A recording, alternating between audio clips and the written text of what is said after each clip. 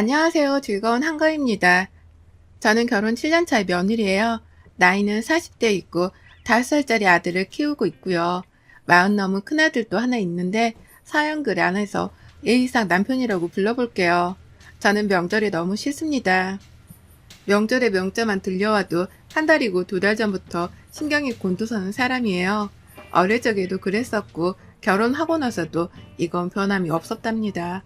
어릴 적에는 친정엄마가 할머니 집에 가서 며느리라는 이유로 고생을 하는 모습을 너무 많이 봐서 그런가 명절만 찾아오면 우리 엄마를 어떻게 도와드려야 하나 하는 걱정 때문에 한시도 편할 날이 없었어요. 오늘은 또 숙모가 얼마나 늦게 도착을 하실지, 오늘은 또 할머니가 엄마한테 무슨 일을 가지고 혼을 내실지를 눈치 보고 걱정하느라 그 어린 나이 때부터 마음이 불편했던 거죠. 그러니 뛰어놀아도 시원찮을 그 긴 휴일인 명절이 저에게는 스트레스 그 이상도 이하도 아니었습니다. 그러다 성인이 되고서는 그나마 좀 괜찮아졌어요. 엄마가 혼자 부당하게 감당해야 할 일이 있으면 아빠나 할머니한테 큰 소리를 내어보면서 엄마의 편을 더 들어줄 수 있었거든요. 저뿐만 아니라 남동생도 머리가 커서 아닌 건 아닌 것 같다고 쓴소리를 할 나이가 되었고요. 그러면서 점차 할 말은 하고 살아야 한다는 걸 배웠던 것 같아요. 시댁안에서 며느리 혼자 굳은 일을 다 해가며 고생하는 건 너무나 구닥다리 같은 일이라는 걸 새삼 더 깨우쳤고, 나만큼은 결혼하고 나서라도 절대로 이런 삶을 살지 않겠다 맹세했습니다. 딸은 엄마 팔자를 담는다고 하지만 나만큼은 절대 그런 일이 없을 거라 스스로 주문을 걸어보며 말이죠. 그런데 이게 무슨 운명의 장난인 건지 제가 고심고심해서 선택한 제 남편이 딱 저희 할머니만큼이나 시집살이를 작정하고 있던 집안의 아들이었더라고요. 사람이 서글서글하고 잘 웃어주고 농담도 잘하고 그냥 뭐든 밝은 사람인 것만 같아서 좋은 환경에서 밝게 자란 사람이구나 싶었거든요. 상견례를 하면서도 어찌나 시어머니랑 시아버지가 잘 웃어주시면서 좋은 말들을 많이 해주시던지 저희 엄마도 홀딱 넘어갔습니다. 좋은 분들 같다고 하면서 말이죠. 사실 저희 엄마는 저만큼은 결혼해서 시집살이를 당하지 않았으면 좋겠다며 상견례부터 정말 이를 바득바득하며 준비를 하셨거든요. 시집살이를 할 만한 위인인지 아닌지를 판가름을 해보겠다며 혼자 인터넷으로 요즘 시어머니들은 어떤지에 대해 검색도 많이 하고 공부도 많이 하곤 상견례에 참석을 하셨습니다. 하지만 그랬던 엄마조차 좋은 분들인 것 같다고 말씀을 하니 저도 그런가 보다 싶었죠. 정말 우리 남편의 부모님은 좋은 사람들인가 보다 하고 말입니다. 하지만 반전 있는 집안에서 언제나 그렇듯 이 집구석도 그랬어요. 결혼식을 올리고 혼인도장 찍었을 때에도 괜찮았던 것 같은데 시댁에만 모인다 하면 그 난리부르스를 떨었답니다. 어찌나 모임을 좋아하고 식구들은 또 많던지요. 모였다 하면 이러다 시댁 방구석이 지하로 꺼지지는 않을까 싶어 노심초사해야 할 지경이었죠. 시어머니는 저희 집이랑 친정이 가까이 산다는 이유만으로 너는 사돈 얼굴도 찾아보고 살 건데 왜 나는 보러 안 오냐? 라며 집으로 불러내곤 하셨습니다. 아무리 친정이 시댁보다 더 가까이 산다고는 하더라도 차를 타면 거리가 적어도 30분이었고요. 직장을 다니면서 아이 키우는 집에서는 그 30분조차도 쉽사리 왔다 갔다 하며 왕래할 수 있는 거리는 아니었어요. 저도 일이 있어야 친정 부모님을 뵈러 친정에 가는 편이었고 시댁보다 딱히 더 자주 보고 산다고 할 일이 없었습니다. 하지만 어머님은 이미 가까이 살고 있다는 걸 이유를 대며 시댁은 더 머니까 며느리가 더 먼저 찾아와서 챙겨보고 살아야 한다는 주의가 머릿속에 깔려 있었습니다. 그런 생각으로 며느리를 대하니 저는 어머님의 부름을 정말 자주 들어야 했고요. 조금이라도 일이 바빠 시댁을 가지 못하겠다고 말씀을 드리면 처음엔 괜찮다고 하셨으나 점점 시간이 지날수록 삐지는 정도가 심해져선 넌 니네 친정엄마나 보고 살아라. 나 정말 섭섭해서 너랑은 이렇게 못 산다. 라는 극단적인 반응을 보이기까지 하셨어요. 어찌나 제가 죄인인 것만 같게 말씀을 하시던지 모르는 사람이 지나가다 보기라도 하면 제가 큰 잘못을 저질러서 시어머니가 이리 화를 내는 줄 알았을 겁니다. 어머님께 혼나는 저까지도 이게 내 잘못인 건가 하는 의구심이 들기 시작했으니 오죽 연기를 잘하셨는지는 예상들 하시겠죠? 그렇다 보니 저는 살아도 사는 게 아니었어요. 안 가면 안 본다고 난리, 가면 또 왔다고 들들 복가대느라 난리.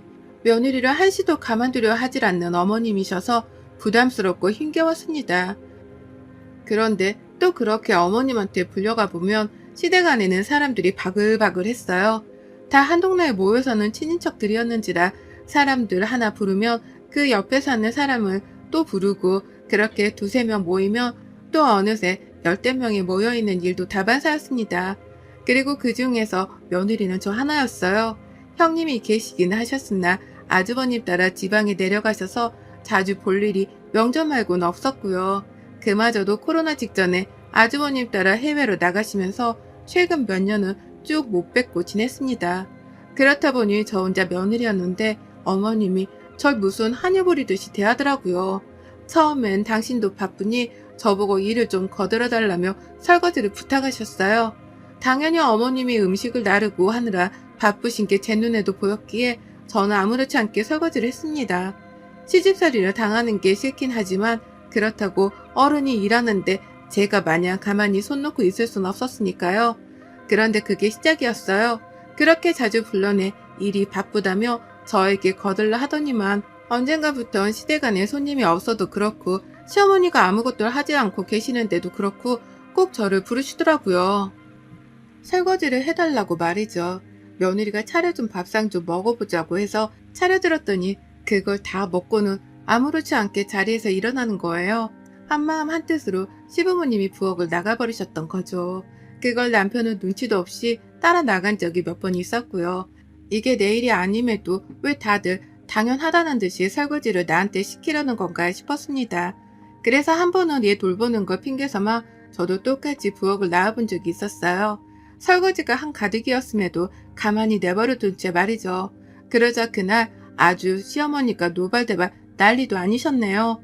제가 밖으로 나오는 순간부터 눈치를 살살 주더니 설거지가 저렇게 쌓여있는데 라면서 당장이라도 가서 씻으라고 눈치 주는 말을 몇 번이고 하는 겁니다.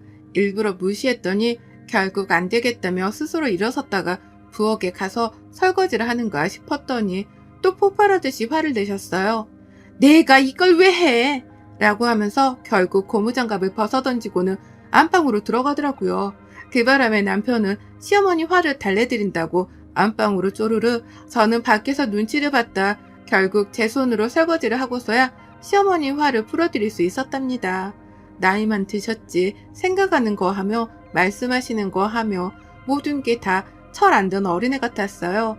그러니 전 더욱 경계해야 할 수밖에 없었죠. 언제 어떻게 무슨 일 때문에 기분이 토라졌다며 또 화를 낼지 모르는 분이셨으니까요. 점점 결혼 생활이 지속되어 갈수록 저의 인생에 대한 회의감 때문에 심각한 우울증까지 겪었을 정도로 힘들었습니다. 내가 어쩌다 우리 엄마 같은 팔자를 살고 있는 건가 싶어서 결혼 전으로 돌아가고 싶은 마음이 굴뚝 같다가도요. 애만 보면 또 마음이 약해져 강제로라도 마음을 다잡아야 했었어요. 시댁에 안 가고 싶은데 시어머니가 언제 어떻게 폭발을 할지 모르니까 얘 달래는 마음으로다가 시댁을 찾곤 했고 명절이 되면 형님도 안 계시는 마당에 저 혼자 제사음식 도와드리면서 설거지까지 한다고 정말 허리가 휘는 줄 알았습니다. 그 바람에 명절에 시댁에 가기 전에는 꼭 남편이랑도 한바탕 부부싸움을 크게 하곤 했네요. 시댁에 가서 제 일 좀 도와주라 하면서 제가 남편을 뒤집어 엎으려 했거든요. 마누라 고생하는 꼴을 보고도 가만히 있으려고 하는 게 남편이냐면서 말입니다.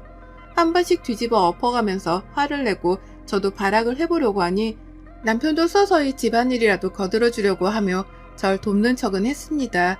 그게 비록 있으나 마나 하는 수준의 도움이었지만 노력을 보이는 것만으로도 저는 화가 더 치솟아 오르는 걸 멈출 수 있었고요.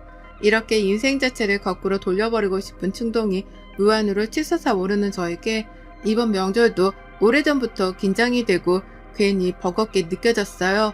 며느리인 와중에도 명절 제사는 꼭 지내야 한다며 며느리를 어떻게든 집으로 불러내던 어머님이셨기 때문에 이번에도 역시나 추석에 가야 하긴 가야 했답니다.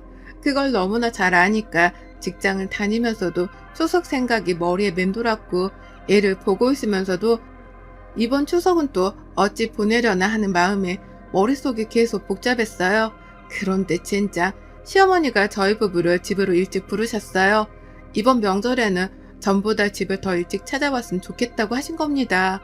명절 동안에 시댁을 가면 무조건 자고서 다음날 아침 제사까지 지내는 루틴이었는데 그걸 알면서도 저희한테 하룻밤을 더 자고 제사를 지내라며 불러낸 거예요. 이유는 바로 추석 후에 본인이 여행을 떠나게 되었다는 이유 때문이었고요. 시어머니가 평소에 친하게 지내는 고등학교 동창 친구분들 모임이 있었어요. 시댁으로도 여러 번 찾아오셨고 저도 시댁에 불려갔다가 그 어머님들 시종을 들은 적이 있어서 얼굴은 기억했죠. 그런데 그분들이랑 추석을 마치고 나서 여행을 가기로 했다는 겁니다. 친구분 아들이 봉고차를 뽑았는데 드라이브 여행을 시켜주기로 해서 같이 떠나기로 했다나 뭐라나 하면서 말이죠. 거기까지 뭐 다 상관없었습니다. 어머님이 여행 가시는 거요? 뭐 다 상관없었어요. 얼마든지 어디로라도 떠나도 전 상관없었습니다. 그런데 저한테까지 피해를 주는 건 다른 문제였죠. 저도 직장 다니면서 받을 수 있는 휴가는 한정되어 있었고 더군다나 추석은 휴가가 아니라 연휴라서 쉬는 거잖아요. 쉬는 날에 제약이 있으니 최대한 쉴 수 있을 때 충분히 쉬고 싶은 마음이 굴뚝 같았습니다. 그런데 그런 저의 사정을 뻔히 아시면서 시댁으로 하루를 더 일찍 찾아와 자고 가라 하다니요. 말도 안 된다며 남편 앞에서 고개를 절레절레 거렸죠. 그러자 남편도 새삼 늦잠 자고 아무것도 하고 싶지를 않았던지 그건 안 되겠지? 라고 물어보면서 알아서 시어머니께 거절을 하겠다고 말했습니다. 그렇게 이 일은 남편이 알아서 잘 해결할 줄 알았어요. 하지만 바로 어제 시어머니가 시댁으로 빨리 오라고 저희 부부를 갑작스레 불러내셨습니다. 처음에는 남편한테 전화를 하셨고 이내 저한테도 전화를 해서는 지금 당장 내가 할 얘기가 있으니까 집으로 와라. 번거롭게 왔다 갔다 할 생각하지 말고 이리로 와서 추석까지 지내고 가. 라고 말씀을 하더라고요. 목소리는 차분했지만 한마디라도 말대꾸를 하면 소리를 지를 거란 마냥 중간중간 거친 콧소리도 들렸습니다. 할 얘기가 있으면 전화로 해도 될 텐데 그건 또 싫은 건지 지금 빨리 집으로 오라니까 라는 말을 휴도 없이 하셨고요. 그도 모자라 이왕 온 김에 추석 때까지 쭉 있다가 가라는 말씀도 잊지 않고 꺼내셨어요. 그제서야 저는 눈치를 챘죠. 남편이 알아서 딱 잘라 거절을 하기로 해놓고 알아서 딱 자르지를 못했다는 걸 말입니다. 그러니 제 남편이 호구라는 걸 아는 시어머니는 저한테 도로 연락을 해서는 집에 하루를 더 일찍 오라 잔소리를 퍼붓는 것이었겠죠. 그걸 생각하니 이미 화가 막 나는데 남편은 어쩌냐며 쩔쩔매며 저한테 전화를 해오고 첩첩산중이었습니다. 그러다 결국은 제가 어머님께 따끔하게 말씀을 드려야겠다 싶었죠. 귀한 휴일을 꼭 이런 식으로 기분이 나쁘게 시작을 해야겠냐고 제 속마음을 다 보일 참이었습니다. 말씀을 드려도 제 마음을 알아주지 못한다면 저는 저 혼자 노력하고 고생하며 살 이유가 없다 싶었고요. 그래서 남편한테는 시댁에 일찍 가자고 말을 했어요. 억울한 마음이 굴뚝 같았으나 일단은 급한 불부터 꺼보자며 남편에게 말을 전했고요. 남편은 제가 순순히 시어머니의 말에 복종이라도 하는 건 줄 알았던지 잘 생각했어 라고 팔자 좋은 소리나 했네요. 그런 남편에겐 끝까지 제 속마음을 들키지도 않은 채 저희 부부는 그렇게 아이를 데리고 시댁으로 하루를 더 일찍 찾아갔습니다. 아침부터 눈을 떴는데 짜증이 확 났어요. 그래도 최대한 화를 가라앉혀 가면서 애 옷도 입혔고요. 옆에서 남편이 눈치도 없게 몇 박을 지낼 목적으로 옷가지랑 속옷까지 바리바리 가방 안에 챙기고 있더라고요. 근데 그냥 내버려 뒀습니다. 지네 집에 가는 건데 지금쯤 얼마나 속으로 신나할까 싶어서 지금이라도 잠시 즐기라며 내버려 두곤 말없이 차에 올라탔어요. 그리곤 잠시 한눈을 파는 사이에 금방 시댁에 도착을 했죠. 시어머니는 눈치 없는 척을 하려는지 벌써 왔냐? 라고 하면서 약을 올리더라고요. 자기가 일찍 좀 오라고 해놓고는 말입니다. 남편은 그 말에 왔어요 라고 대답을 하며 짐 싸온 걸 내려놨고 어머님은 이내 아이를 들쳐 업으시더니만 미안하긴 하셨던지 본인이 밥을 차려놨다면서 부엌으로 곧장 부르셨어요. 정말 가보니 별로 대단한 건 없었지만 집안에 있었던 반찬이란 반찬은 새 그릇마다 다 꺼내서는 식탁 위에 올려놓더라고요. 제사용인 건지 소고기 묵국도 끓여놓았던데 그것도 막 올려놓았던지 김이 모락모락 나오고 있었고요. 이러면 안 되는데 한국인 앞에서 밥이랑 뜨끈한 국물을 올려놓니 순간 혹했습니다. 그래서 존심은 살짝 상했으나 일단 시어머니가 차려놓은 밥부터 먹고 할 말을 해야겠다 싶었네요. 그리고는 그렇게 밥을 말끔히 다 먹었는데 잠시 잊고 있었습니다. 이 집에서 설거지는 무조건 며느리가 해야 하는 일이라는 걸 말이죠.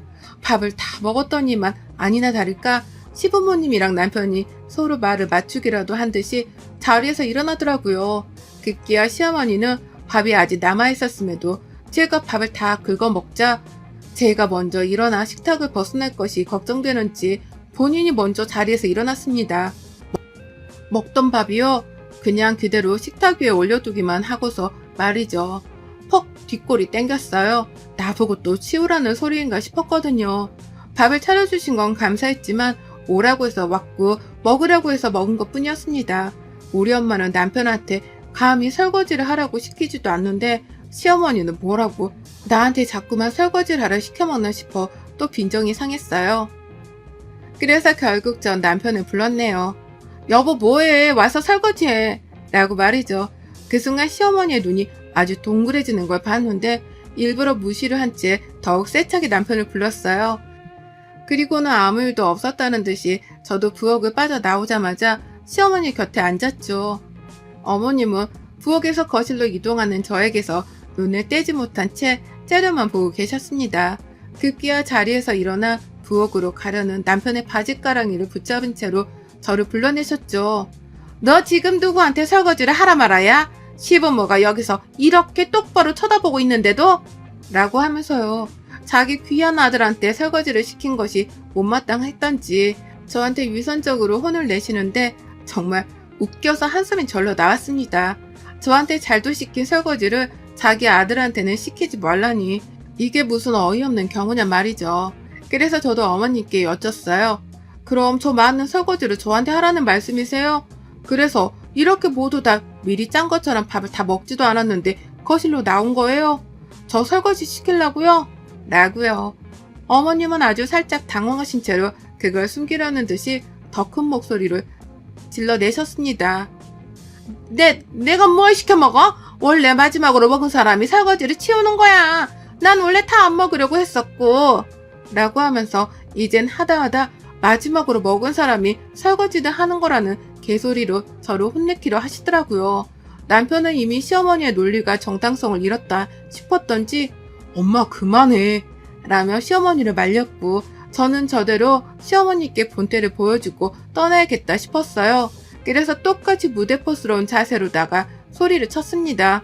아이고 세상에나 그럼 지금까지 밥 먹다 말고 자리를 떴던 게 다 며느리 하나 설거지 시키겠다고 그런 거였어요? 이야 진짜 이 정도로 각박하신 분인 줄은 몰랐네. 어디 무서워서 이 집안 며느리 하겠어요? 밥 하나 얻어먹는 것도 설거지할 각오로 먹어야 하는 판인데 누가 좋다고 여길 또 오겠냐고요. 라고요. 그리고는 안 되겠다며 제 핸드백을 챙겼죠. 애초부터 이 집 구석에서 하루를 더 잘 생각으로 찾아오진 않았었기에 챙겨갈 짐이 없었지만 핸드백만큼은 일부러 챙겨둔 채 집을 당장이라도 나가겠다는 신용부터 보였습니다. 그러자 시어머니 정말로 제사고 뭐고 추석을 코앞에 두고 친정으로 가버리려고 하는 건가 싶었던지 어디가 가방 내려놔 라고 하면서 손짓을 보내셨어요. 얼른 잽싸게 가방부터 내려놓고 차근히 얘기를 해보자면서 급기야 화가 난 맹수를 달래듯이 차분하게 말을 뱉어내기까지 하셨고요. 하지만 때는 이미 늦어도 단단히 늦었답니다. 화가 난 맹수한테는 먹이를 주지 않는 이상 그 화를 풀 수 없다는 걸 보여드리려고 소리쳤어요. 친정 갑니다. 명절에 볼 일 없을 거예요. 정 보고 싶으면 앞으로 설거지는 어머님이 스스로 하시겠다는 각서라도 써주시던가요. 라고요. 그리고 이 말만 떡하니 뱉어놓은 채 시댁을 뛰쳐나가버렸어요. 시어머님은 자기가 설거지라도 해주겠다고 말을 할 자세까지 보이면서 절 붙잡으려 했지만 전 시어머니를 약올리기 위해 더 반항을 하며 집을 나와버렸고요. 그 길로 친정으로 가버렸습니다. 집으로 갔다가는 시어머니가 쳐들어올까 싶어 일부러 친정으로 간 거였어요. 그리고 제 예상대로 남편한테서 한참 뒤 연락이 왔습니다. 집에 왔는데 어디 있는 거냐면서 저를 찾더라고요. 전화기 너머로는 시어머니가 저를 찾는 목소리도 같이 들렸고요. 제 예상대로 저희 집에 찾아왔던 겁니다. 시어머니를 모시고요. 그래서 나 지금 친정이야. 우리 부모님 난리 났어. 너 가만 안 두겠다고. 지금 막 이혼 서류 떼려하는 거 내가 겨우 말리고 있으니까 잠잠해질 때까지 전화도 하지 마. 라고 말을 했어요. 겁을 주겠다며 남편한테는 우리 부모님까지 화가 단단히 났다며 고자질을 해버렸답니다. 사실 엄마 아빠가 걱정하실까봐 전 아무 말도 안 했거든요. 친정으로 가긴 갔으나 아직 친정집에 들어가진 않은 채 주변 카페 안에서 휴식을 취하는 중이었고요. 제 말에 남편은 장모 걱정이 되었는지 어쩔 줄을 몰라 했고 그대로 전화는 끊겼습니다. 원래대로라면 시어머니가 미친 듯이 전화를 해가면서 혼을 내려고 했을 텐데 시어머니도 제가 친정에 이혼 얘기를 주고받고 있다는 걸 들었던지 제 화부터 가라앉히겠다며 아무 연락을 하지 않으셨어요. 정말 쥐죽은 듯 소리 소문 없이 계시더니만 한참 뒤 문자를 떡하니 보내셨더라고요. 내가 앞으로는 설거지를 하마 라고 말이죠. 이 싸움의 시작은 시어머니라는 본인 한 사람 때문인데 보아하니 설거지 때문에 싸움이 난 줄로 아시는 듯 했습니다. 하지만 상관없었어요. 뭐 때문에 싸움이 시작된지를 모르던 알던 그건 중요하지 않았습니다. 시어머니가 설거지를 한다고 하니 이건 각서를 써서라도 약속을 받아낼 참이었고요. 이걸 기회로 이번 추석은 시댁에 참석을 하지 않기로 했습니다. 모처럼 찾아온 이 명절을 친정에서 뜨신 밥 얻어먹고 누워 잠만 자면서 평화를 보낼 참이에요. 그 어느 누구도 시켜먹고 부려먹지 못하도록 말이죠. 시작은 미미했으나 끝은 창대할 테니 비록 시작은 설거지 하나로 시작한 싸움이지만 이걸 계기로 전 이참에 뿌리 깊었던 이 집구석의 시집살이를 완전히 뜯어 고쳐버릴 겁니다. 그리고 나서 또 시원한 사이다 사연으로 다시 찾아왔으면 좋겠네요. 여러분의 생각은 댓글로 남겨주세요. 오늘도 시청해주셔서 정말 감사합니다.